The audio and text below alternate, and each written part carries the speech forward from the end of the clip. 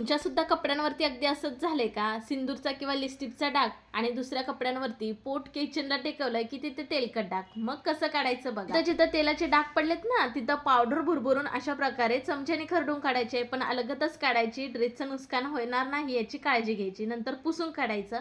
आता धुवायचा कसा बघा. एका बाल्टीमध्ये पाणी घ्यायचं, शॅम्पू, कंडिशनर घालायचं आणि तो ड्रेस त्याच्यामध्ये घालून ना, जिथे तेलाचे डाग दिसतात तिथे चोळून आपल्याला चांगलं 2 ते 3 पाण्यातनं स्वच्छ असं धुवून घ्यायचं आहे. मग अलगद पिळून पाणी निथळायला वरती टाकायचं आहे.